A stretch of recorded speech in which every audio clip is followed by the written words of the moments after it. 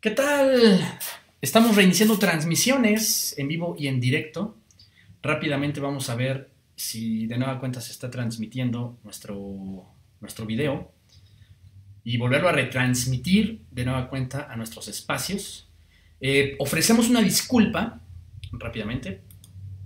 Si de nueva cuenta se está transmitiendo. Ofrecemos una disculpa, tuvimos una interrupción, tenemos algunos problemas con la red. Entonces, rápidamente vamos a enlazar a los diferentes espacios en donde nos quedamos en la última transmisión. Pues ahora vamos a tener que dividir en dos partes esta intervención en vivo. Entonces iremos a la biografía de un servidor. Yo creo que nada más, ahorita iremos a la biografía personal, que es ahí donde tenemos más afluencia de internautas. Y ahorita continuaremos. Nos quedamos en el contexto internacional y en la cuestión con Donald Trump. Vamos a ir entonces a nuestro segundo espacio alternativo, que es este espacio. Bueno, estamos hablando de Donald Trump, estamos hablando de la cuestión migratoria tan lamentable y también del Russiagate, en donde el mismo presidente estadounidense ha pedido a su propio abogado que se detenga esta cuestión fiscalizadora con Robert Mueller, ¿no? Donde el famoso Russiagate todavía sigue en proceso. Rápidamente esperamos que nuestros diferentes internautas se vayan conectando y ofrecemos una disculpa. Pasaremos a lo que ha sido el contexto nacional. Ya cerramos esta cuestión internacional y tuvimos que en el contexto nacional nuestro buen presidente Enrique Peña Nieto se encuentra de vacaciones o se encontró de vacaciones durante estos días. Me parece que el día de hoy o el día de mañana ya reinicia sus actividades. No sabemos dónde tomó sus vacaciones, pero la situación nacional se encuentra de la siguiente forma. Y en cuanto al proceso de transición de la presidencia electa, tuvimos que el ganador de la elección presidencial, Andrés Manuel López Obrador, anunció que la Secretaría de Desarrollo Social se convertirá en la Secretaría del Bienestar y su propuesta para dirigirla es María Luisa Albores González, quien, bueno, ya tiene experiencia en estas cuestiones del desarrollo social. Parece ser que el video se sigue interrumpiendo. Vamos a esperar un poquito a que se mejore. Para esto vamos a reiniciar la transmisión. Vamos a reiniciarla, esperemos que no se pare, esperemos que se pueda conectar de la misma forma. A ver, esperemos un poquito.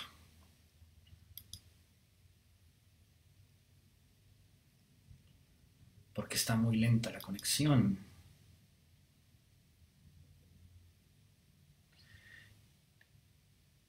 Entonces, Secretaría del Bienestar va a ser la nueva propuesta de desarrollo social de Andrés Manuel López Obrador para el próximo sexenio. Veremos qué sucede. No, sí está teniendo muchos problemas nuestra transmisión. Ofrecemos una gran disculpa, de verdad. Nuestro buen presidente Enrique Peña Nieto se encuentra de vacaciones. De verdad, ofrecemos una gran disculpa para estas fallas de origen que estamos teniendo. Entonces, María Luisa Albores González, una persona con gran experiencia en el ámbito del desarrollo social. A su vez, defendió el mismo Andrés Manuel el nombramiento de Manuel Bartlett como próximo director general de la Comisión Federal de Electricidad, luego de las críticas que recibió por parte de ciudadanos a través de redes sociales. Desde el aeropuerto de Villahermosa, Tabasco, López Obrador mencionó que el licenciado Bartlett desde hace 15 años ha estado defendiendo la industria eléctrica nacional, y en este caso también tuvimos la declaración de Tatiana Cloutier, quien fue la coordinadora de campaña de Andrés Manuel, quien dijo había mejores opciones para tomar el cargo de esta dirección de la Comisión Federal. Aunque el hecho de que esta persona no sea bien recibida no quiere decir que ya se acabó el país. Lo mismo ocurrió con el actor Gael García Bernal. Asimismo, suena el nombre de la... Bueno, esto ya es, digamos, otro nombramiento. Rápidamente vamos a mencionar la cuestión con Bartlett. Es verdad que ha causado mucha polémica esta decisión sobre todo por el historial desde 1988 que se tiene cuando él fue secretario de Gobernación, la caída del sistema, de unas elecciones presidenciales que para muchos había ganado Cuauhtémoc Cárdenas. También tenemos el historial de la gubernatura en Puebla. Entonces, la figura de Manuel Bartlett es una figura que, si bien ha sido muy cuestionada y con mucha razón, con muchos razonamientos en la parte histórica, ha sido bien fundamentada esta crítica. También debemos entender que en últimos años la figura de Manuel Bartlett, desde la fracción del Partido del Trabajo, ha estado en defensa de los intereses nacionales y fue uno de los más grandes opositores a lo que fue la última reforma energética. No hay que olvidar esto, no hay que perder de vista tampoco esta cuestión. Incluso hay un artículo muy interesante que habla de la redención de Bartlett, un artículo de Excelsior, en donde se menciona que incluso no fue Andrés Manuel López Obrador quien hizo esa primera redención política a la figura de Manuel Bartlett, sino ya había sido el mismo Cuauhtémoc Cárdenas. Entonces, es algo que a lo mejor no se ha mencionado mucho, pero me parece que el nombramiento, por una parte, si bien la figura históricamente no es bien recibida, pero por lo que ha hecho en últimos años, sí podría tener una razón de ser para que esté dirigiendo la Comisión Federal de Electricidad. Ahora, esto no solamente es en la parte energética el único bastión que se tiene para generar este tipo de desarrollo. También está la parte de hidrocarburos, donde estarán otros personajes. La figura de Manuel Bartlett es una figura muy cuestionada, pero me parece, y con el perdón de muchas personas, no me parece un movimiento tampoco tan equivocado en ese sentido. Y desde hace mucho tiempo Andrés Manuel había mencionado que la inclusión de figuras que antes hayan pertenecido a otros partidos políticos iba a ser una política muy recurrente, no solamente desde lo que será el próximo gobierno federal, sino ya desde la campaña. Él está mencionando esa inclusión y lo estuvo haciendo con muchas figuras que antes pertenecieron a otros partidos políticos. En ese sentido, me parece, habrá que esperar cuál es el desempeño de la figura de Manuel Bartlett en la dirección de la Comisión Federal de Electricidad, más allá de lo que ya se encuentre en el pasado. Y bueno, otro nombramiento que se dio fue a la contadora Rosalinda López Hernández para ser la jefa del Servicio de Administración Tributaria. Recordaremos que este servicio de administración es un bastión de la Secretaría de Hacienda y Crédito Público para encargarse de la cuestión fiscal y de las aduanas. Entonces, también sonó esta figura dentro de los nombramientos. Posteriormente, Andrés Manuel anunció que el 16 de septiembre iniciará un recorrido nacional que interrumpirá a finales de noviembre para la toma de posesión como presidente de la República.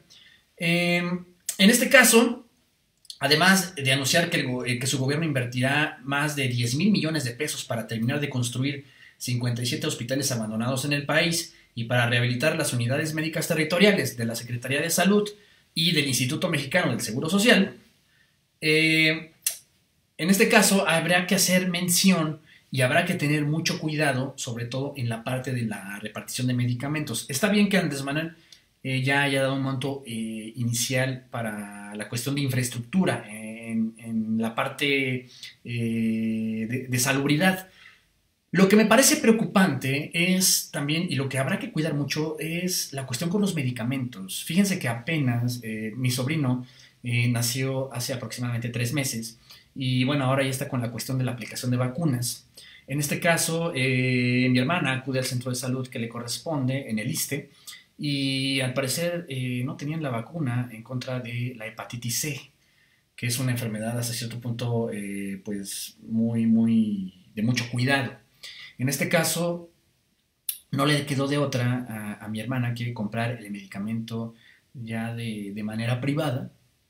Y bueno, aquí fue donde surgieron también muchas reflexiones en torno a cómo es posible que una vacuna tan importante para personitas, para menores de edad, no se encuentre de manera gratuita en los principales centros de salud y haya que recurrir a la compra de medicamento. Y bueno, yo tenía entendido que muchas de estas vacunas, la misma Organización Mundial de la Salud se las da a las diferentes dependencias de salubridad, ¿no? A los diferentes gobiernos y en este caso tiene que hacerse una repartición gratuita y equitativa de estos medicamentos. No digo que en todos, pero sí por lo menos de estas vacunas que son imprescindibles para poder generar pues un alto desarrollo en la vida humana. Y en este caso, bueno, ¿qué pasó si es verdad que la Organización Mundial de la Salud entregó estas vacunas a la parte gubernamental mexicana? La Secretaría de Salud realizó la administración y la difusión de estos medicamentos. ¿Por qué es, y no quisiera pensar mal, qué está ocurriendo? Rápidamente haremos una pequeña interrupción porque parece ser que luego sí nos falla la transmisión. Saludamos a Vaquero Solitario que se ha unido a la transmisión. ¿Qué es lo que está ocurriendo para que no se encuentre una vacuna como la de la hepatitis C en hospitales públicos y de manera gratuita? Y que la gente que tiene posibilidad de comprar un medicamento con su propio dinero, bueno, ya la libra, pero ¿qué hay de la gente que no? Entonces, a mí me parece muy preocupante y es algo que va a tener que cuidar mucho el próximo gobierno federal, sobre todo en la cuestión de salubridad. Rápidamente vamos a reiniciar esta transmisión desde la página porque sí está fallando muchísimo. Ahora sí nos está quedando muy mal la red social, ni siquiera he podido ver la mayor parte de los comentarios y eso es muy preocupante. Entonces, rápidamente, ¿no? A los diferentes gobiernos.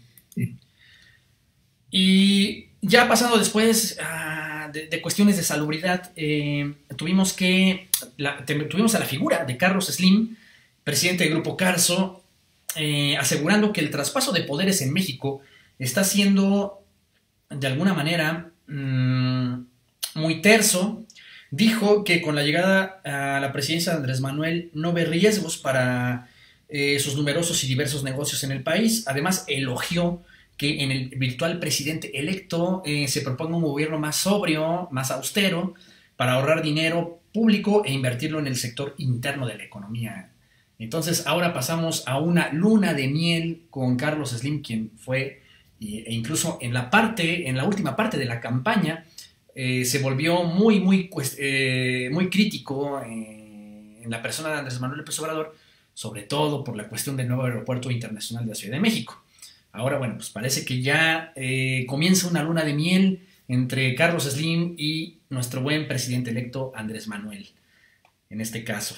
En cuanto a la facultad de designar delegados en las entidades sin necesidad de una reforma, Andrés Manuel afirmó que no se tratará de una especie de vicegobernadores, quienes serán respetuosos de la soberanía de los estados y de los municipios. Esto por la cuestión que se había iniciado, ¿no?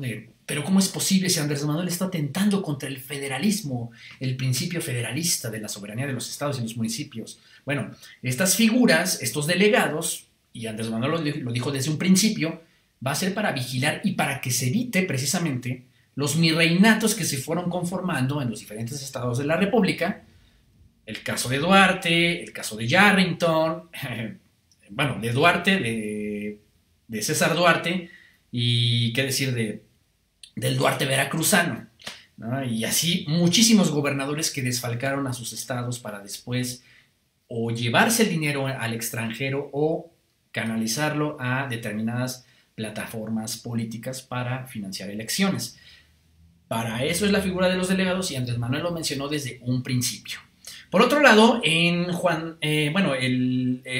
este personaje ya tan conocido, Juan Díaz de la Torre, líder del Sindicato Nacional de Trabajadores de la Educación, mencionó que la relación con el próximo gobierno será de respeto, institucionalidad y contribución junto a los poderes de la Unión para fortalecer el desarrollo del país por la vía de la vigencia de un proyecto histórico para la escuela mexicana, del respeto a los contenidos filosóficos y del artículo 3 constitucional y de una educación de calidad con equidad. Entonces, otra vez, otra luna de miel se abre. Recordemos que Juan Díaz de la Torre fue quien ocupó esta dirigencia sindical en sustitución del Bester Gordillo, quien fue encarcelada el sexenio pasado. Entonces ahora pues habla muy bien y de la gran cooperación que tendrá con el próximo gobierno federal. Entonces, bueno, pues ya cada vez se van destapando más estas actitudes más cooperativas con la figura de Andrés Manuel López Obrador. Por otra parte, ya dando un giro diferente, Andrés Manuel recibió al embajador de China en México, a Qiu Xiaoqi, y el próximo canciller, Marcelo Ebrard, anunció que el propósito del siguiente gobierno será reducir el déficit comercial con este país, que hoy es de 8-1. En conferencia de prensa posterior al encuentro, Ebrard señaló que el embajador transmitió los saludos personalísimos del presidente de la República Popular de China, Xi Jinping, así como una invitación a participar en el próximo foro o feria de productos para el mercado interno de aquel país. Entonces, pues ya se da este acercamiento con China, primero, bueno, desde territorio mexicano, con su embajador. Habrá que ver cuál va a ser la postura comercial que se va a tener, sobre todo después de que ya se llegue a un arreglo con el Tratado de Libre Comercio de América del Norte.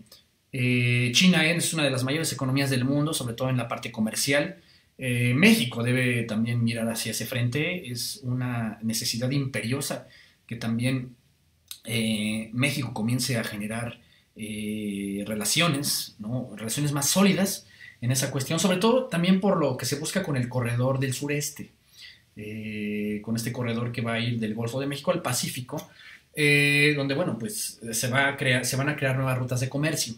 En este caso, pues no podemos ignorar a un gigante como China, pero también hay que ver cuál es la reacción de Estados Unidos, sobre todo porque se trata de un rival geopolítico muy importante, ¿no? La cuestión con China, ¿sale? En este caso, y bueno, ya pasando a otra nota, desde la Sala Superior del Tribunal Electoral del Poder Judicial de la Federación, se planteó revocar la multa de 197.46 pesos, no, de 197.046.000 pesos por la presunta operación irregular del fideicomiso por los demás, ya que el Instituto Nacional Electoral no fue exhaustivo en su investigación al no verificar el destino de los recursos de este instrumento financiero. Entonces, bueno, pues ya se está dando esta apertura a que, y bueno, había sido muy cuestionado de dónde se habían sacado el monto de esta multa, precisamente por estas anomalías que se pudieron haber realizado. Y bueno, pues ahora ya se está hablando de su revocación desde la parte jurídica electoral. Y bueno, pues con esto ya cerramos lo que ha sido el proceso de transición y ahora vamos a hablar un poquito de lo que es el proceso de la futura oposición política. ¿Sale? En ese sentido, con 2 semanas al frente del Partido de la Revolución Institucional y a casi un mes de la derrota electoral, Claudia Ruiz Massieu consideró que no fue un error abrir el partido a las candidaturas ciudadanas y reconoció que José Antonio Meade era un candidato de lujo, pero el tricolor no lo hizo suyo. Esto a raíz de que José Antonio Meade, y ya lo dijimos en muchas ocasiones anteriores, pues no era un elemento que había surgido de las filas de esta plataforma política, o de los cuadros.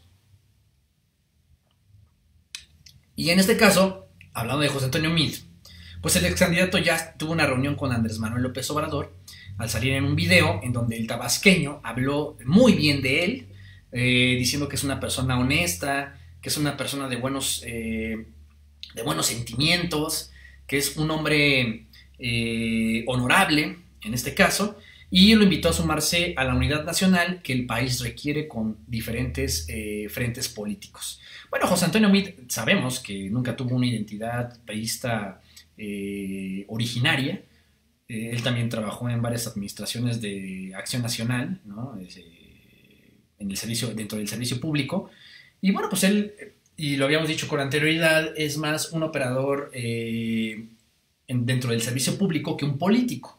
En este caso, él sale en el video, Andrés Manuel habla bien de él, mucha gente criticó, mucha gente cuestionó cómo es posible, pasó poco tiempo y ahora ya está volviéndose amigo de los adversarios, pero acuérdense que también Andrés Manuel, si algo planteó desde la campaña, fue pactar la unidad nacional, así como en su momento Peña Nieto lo hizo de manera muy chafa con ese pacto por México. Bueno, Andrés Manuel en este momento está tratando de poco a poco incluir a las figuras que pudieron haber parecido en ciertos momentos adversarias.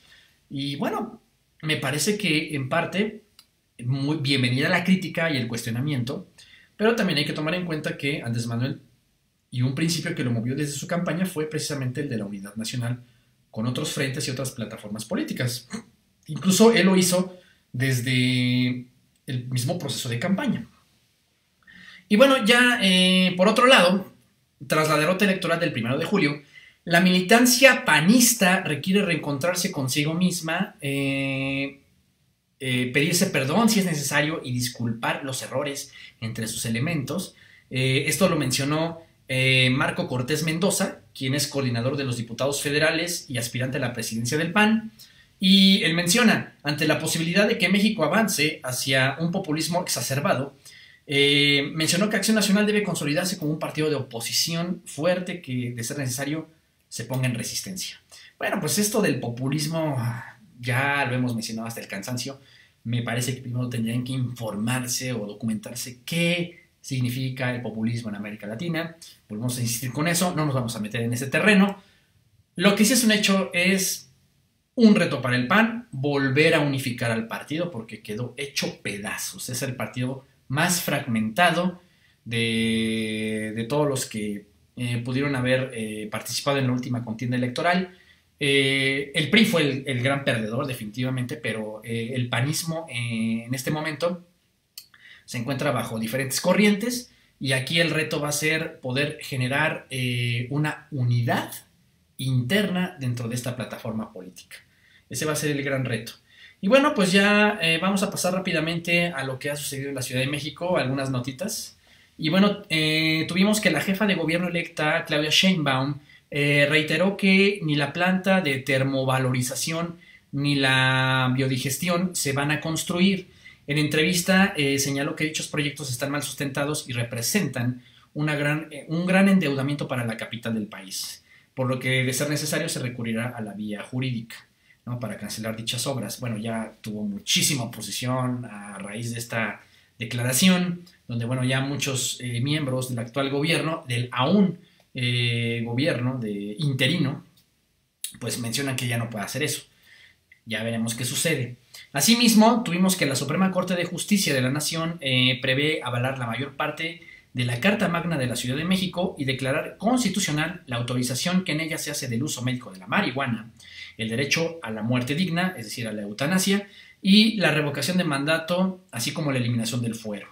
Entonces, bueno, pues ya estos ajustes se van a realizar. Recordemos que la Ciudad de México pasó de ser un distrito federal a ser, digamos, una entidad federativa más, un gobierno que se compone ya no de delegaciones, sino de alcaldías, ¿sale? Entonces, en ese sentido, ya se están haciendo estas primeras modificaciones a lo que es ya el marco jurídico constitucional de la Ciudad de México. Ahora vamos a pasar al tema económico y con el propósito de que la nueva administración de Petróleos Mexicanos pueda enfrentar periodos de volatilidad, se tiene la línea de crédito disponible hasta por 8,000 millones de dólares. Esto lo reveló David Ruelas, director corporativo de finanzas de esta empresa paraestatal.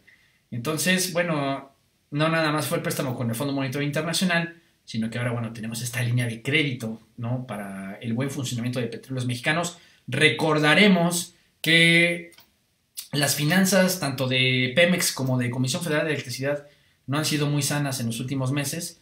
Tendremos que estar pendientes para saber cómo se utiliza este dinero. Esperemos que el próximo gobierno, bueno, ya tenga más uso de acción para estas deudas que están quedando o estos créditos que se van a heredar. Por cierto, el gobierno del presidente Peña heredará al próximo gobierno el mayor monto de endeudamiento en la historia mexicana. Esto ya lo habíamos mencionado semanas anteriores. Y este monto va a alcanzar los 10,427,506 millones de pesos, según cifras de la Secretaría de Hacienda y Crédito Público. Entonces, chicos y chicas, esto ya no es una broma. El gobierno de Andrés Manuel va a recibir o va a heredar una gran deuda. Por eso, tan importante el principio de austeridad republicana. Asimismo, tan solo en 2019, primer año de gobierno de Andrés Manuel, o próximo primer año del gobierno de Andrés Manuel, el sector público deberá enfrentar amortizaciones de las deudas interna y externa por unos 804,954 millones de pesos. Según se desprende de los informes sobre la situación económica, las finanzas públicas y la deuda pública de la Secretaría de Hacienda y Crédito Público. Digamos que esto ya es el desglose de lo que va a representar el monstruoso monto de deuda heredada de la anterior administración. Entonces, y bueno, estos 804.954 millones tan solo corresponden al segundo trimestre de este año. Al mismo tiempo, la dependencia, es decir, Hacienda, mantuvo su pronóstico de crecimiento para este año en un intervalo de 2 a 3%. Esto en la parte económica. A su vez, durante junio, las remesas de los mexicanos que trabajan en el extranjero, en su mayoría en Estados Unidos, ascendieron en conjunto a 3.140 millones de dólares, informó el Banco de México. Con ello, México rebasó por segundo mes consecutivo esta cifra, nivel nunca visto en los últimos 23 años que lleva este registro, en tanto que el promedio de cada envío fue de 343 dólares, nivel más alto desde 2011. Entonces, las remesas siguen siendo una entrada de dinero muy fuerte para el país.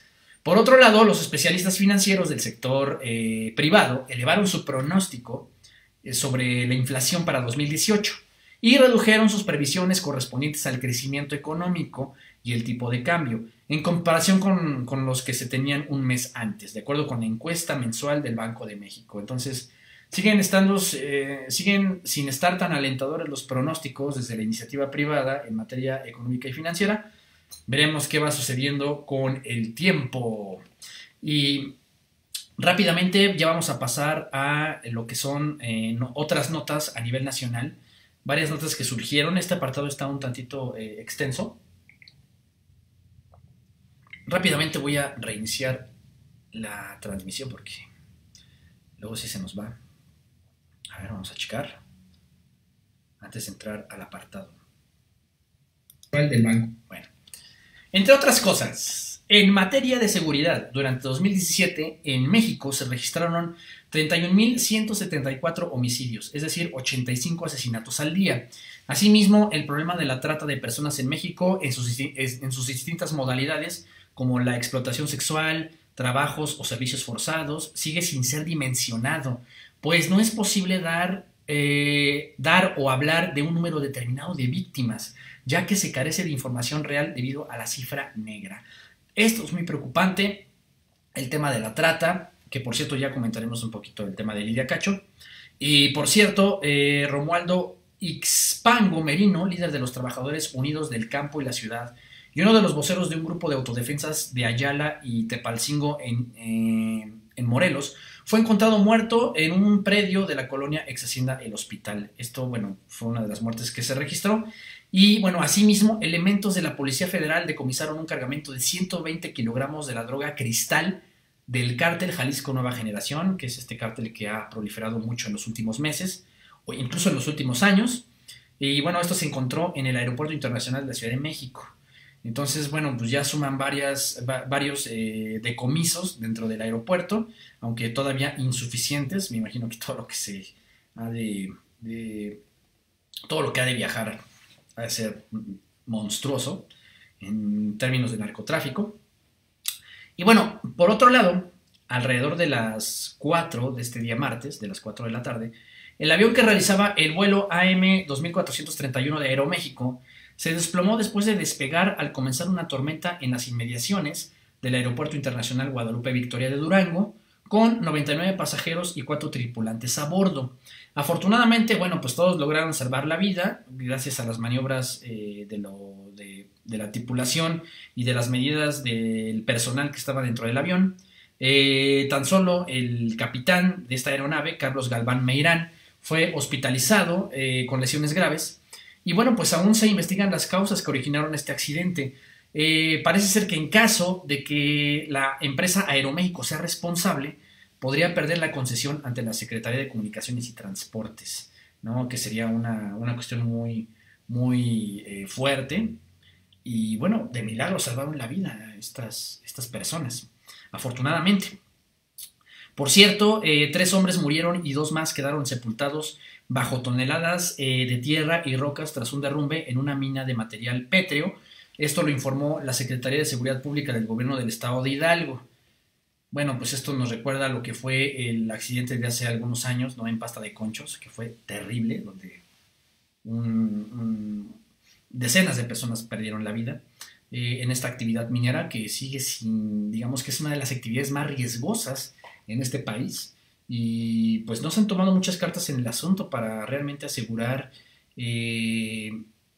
una condición de mejora laboral en este tipo de actividades. Por otra parte, al poner en marcha el segundo periodo de sesiones de la Suprema Corte de Justicia de la Nación, el ministro Luis María Aguilar anunció que para 2019 el Poder Judicial de la Federación recortará gastos no prioritarios ni indispensables para la adecuada impartición de la justicia, como compra de vehículos, remodelaciones, mobiliario o equipamiento en general, gastos en congresos, convenciones, ceremonias, viáticos, subsidios, gasolina, actividades culturales y deportivas, así como los apoyos económicos, que son ya bastantes. Pero ¿qué creen?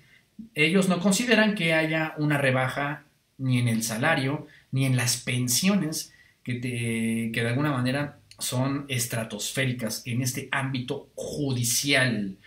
Asimismo, la Sala Regional Jalapa del Tribunal Electoral del Poder Judicial de la Federación ha anulado la elección de diputados en el segundo distrito de Bochil, Chiapas, donde, fíjense, el aspirante a diputado federal de la coalición PRI Partido Verde, Humberto Pedrero, presentó documentación falsa para hacerse pasar como indígena y acceder a la candidatura. Este candidato parece ser ganó la elección, se le entregó su constancia de mayoría, pero ¿qué creen? Que por hacer este tipo de triquiñuelas, pues se le va a quitar y se le va a anular todo este proceso. Qué cosas, ¿verdad? Santo Dios.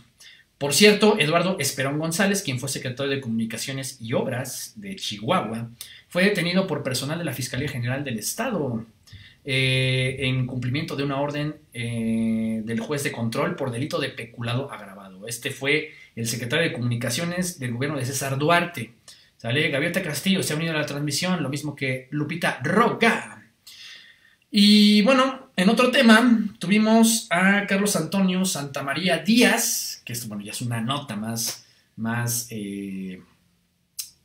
optimista. Carlos Antonio Santamaría Díaz es el primer alumno de 12 años que cursará la carrera de Física Biomédica en la Facultad de Ciencias de la Universidad Nacional Autónoma de México, luego de haber tenido un examen de ingreso perfecto al obtener 120 aciertos. Es decir, se trata de un coeficiente intelectual alto. Al parecer, Carlos cursó diplomados, algunas materias e hizo prácticas por separado en la Facultad de Química, en el Centro de Ciencias Genómicas y en el Instituto de Investigaciones de Materiales. Entonces, enhorabuena por Carlos Antonio, quien es el primer menor de 12 años que estará cursando una licenciatura en la UNAM. ¿Sale? Con esto, bueno, ya cerramos la parte nacional. Ahora vamos a hablar un poco del contexto local.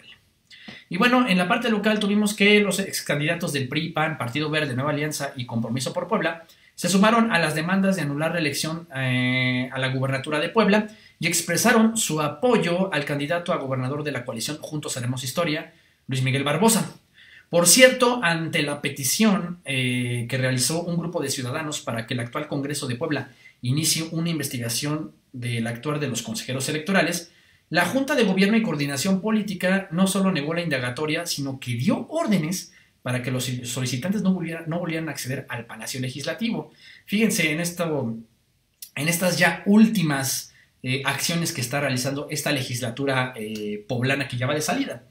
Asimismo, el Congreso local, es decir, esta 61 legislatura, aprobó la reforma al artículo 75 de la Constitución Política del Estado de Puebla, a través de la cual se abre la posibilidad de que Marta Erika Alonso, gobernadora electa de Puebla, tome posesión ante el Tribunal Superior de Justicia y no ante el Congreso local.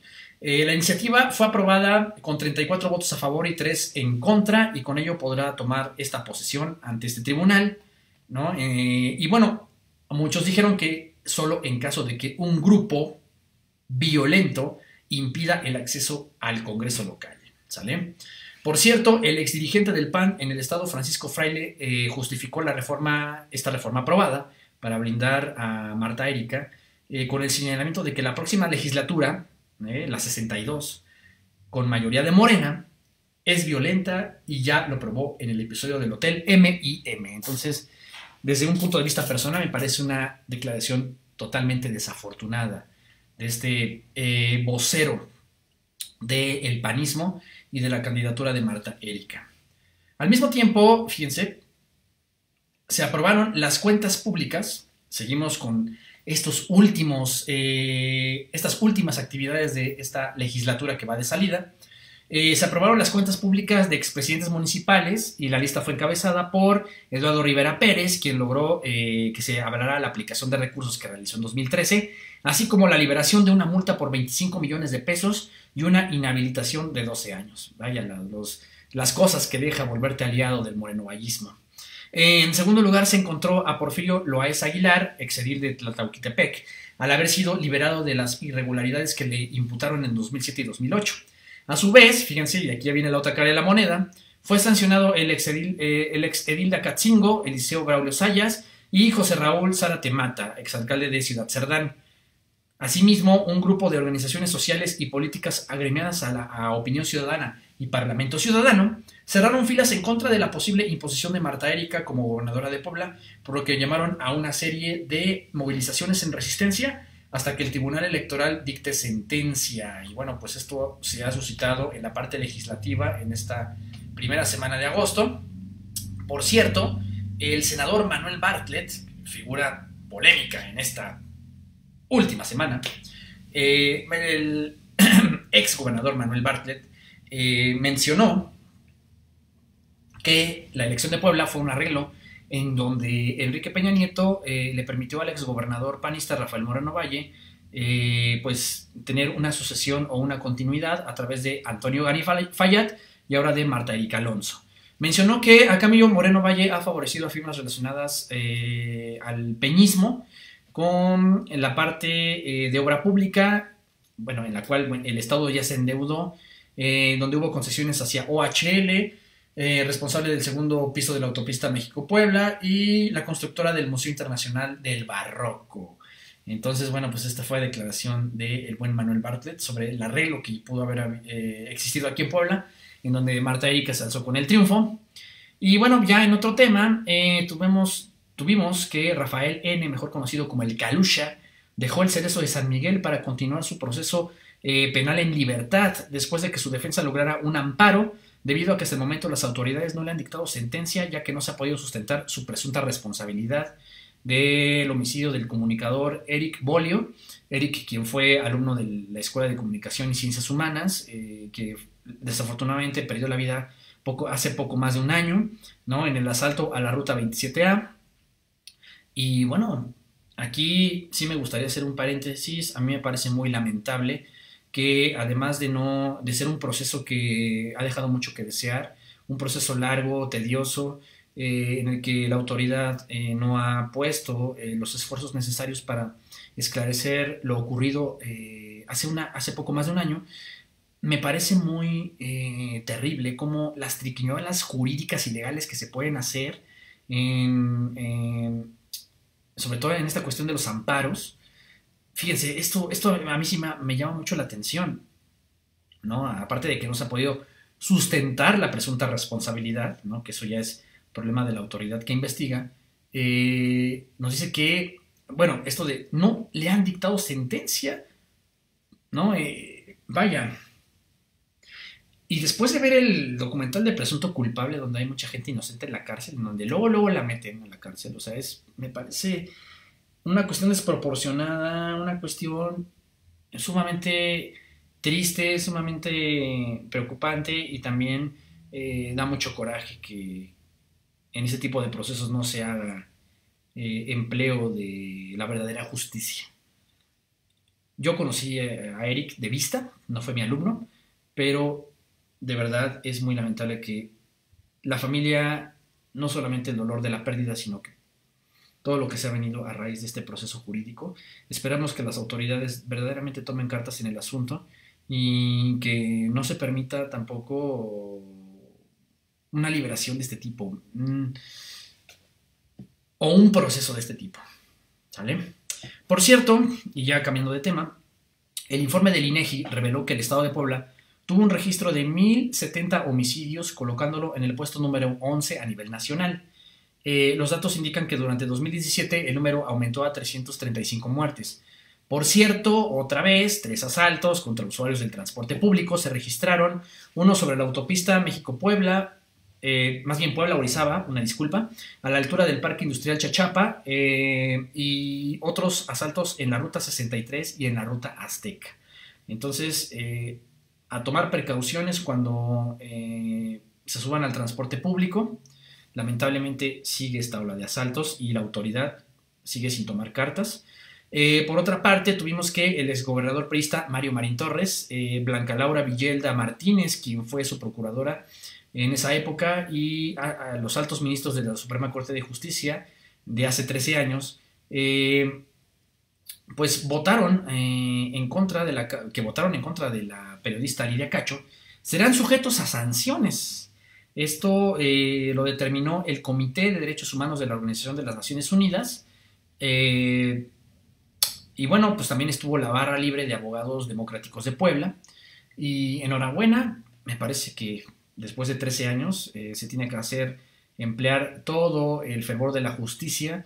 El caso de Lidia Cacho, quien documentó las redes de trata, donde, bueno, estuvieron ya inmiscuidos personajes, no solo Mario Marín, que fue el exgobernador, sino estuvo Kamel Nasif y Zúcar Curi, quienes también estuvieron involucrados, todo el triángulo que pasa por Tlaxcala, Puebla, la Ciudad de México, incluso ya en el ámbito internacional, ¿no? Toda esta red de trata terrible. Ya lo habíamos mencionado, que es muy preocupante que no se tengan cifras oficiales documentadas en esta temática.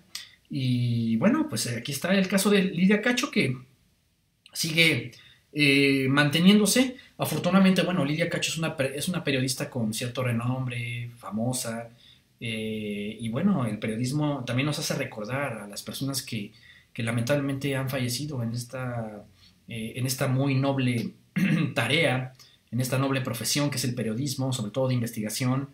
Y lamentablemente, bueno, pues recordaremos a Miroslava Brecht, ¿no? Que el año pasado perdió la vida, y así otro número de grandes periodistas.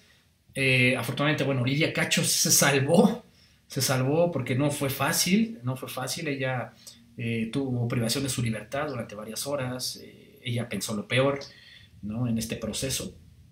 Los demonios del Edén es esta obra que pues, encumbra toda la red de trata a nivel nacional. Veremos qué sucede, esperemos que se haga justicia. Y bueno, con eso cerramos ya la parte local de nuestra transmisión, no sin antes mencionar algunos temitas que son ya fuera de lo político, lo económico, lo social. Pero bueno, rápidamente veremos si todavía tenemos transmisión. Me parece que sí. Pido una disculpa, lo reitero nuevamente, por las fallas. Lamentablemente, bueno, pues este Itacate se tendrá que dividir en parte 1 y parte 2. Pero bueno, tuvimos el triunfo de la selección mexicana de fútbol femenil al obtener la medalla de oro en los Juegos Centroamericanos y del Caribe, Barranquilla 2018. Aquí sí quisiera hacer un paréntesis muy breve.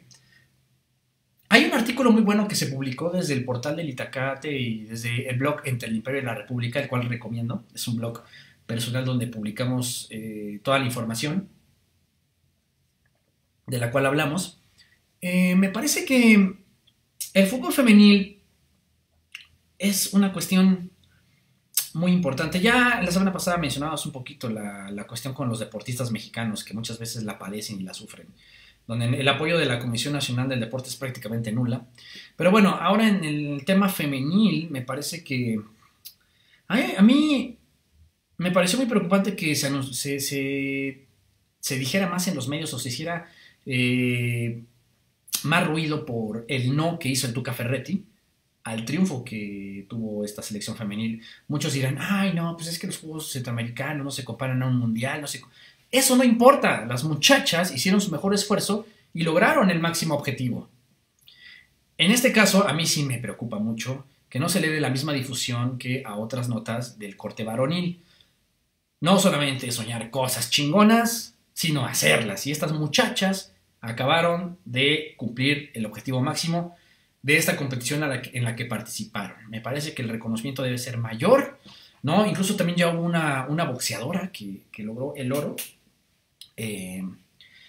Y bueno, las mujeres están realmente mostrándonos que muchas veces no importa la condición de género.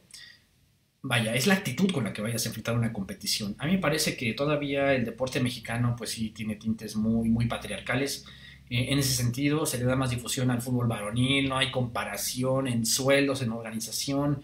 Vaya, el fútbol femenil, bueno, pues apenas está surgiendo. Qué bueno que ya hay una liga profesional, desde hace muchísimos años se estaba pidiendo.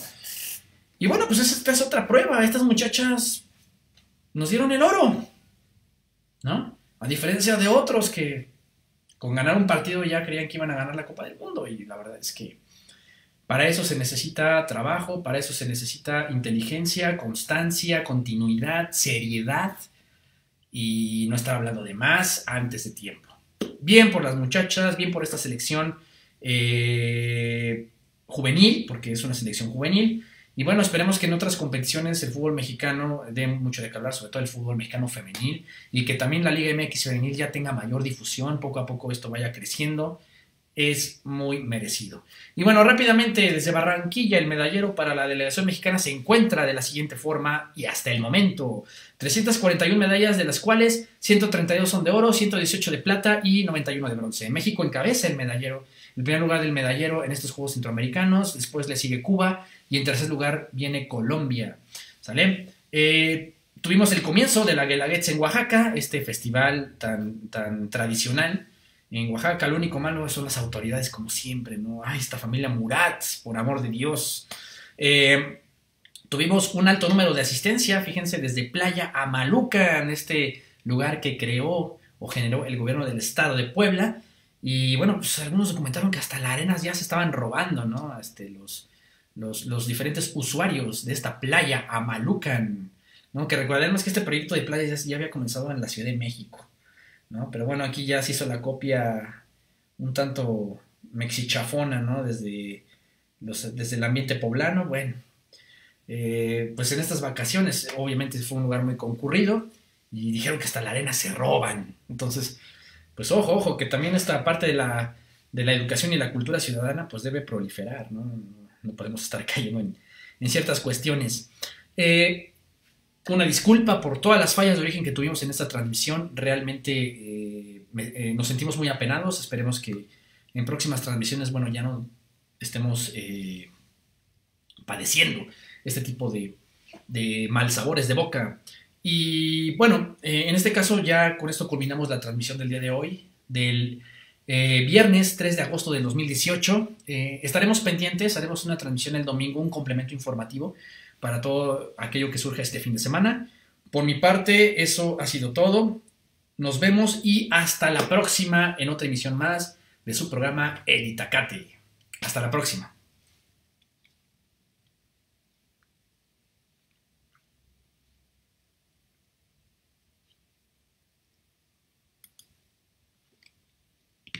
Aquí ya nada más vamos a buscar el programita para ya finalizar la transmisión.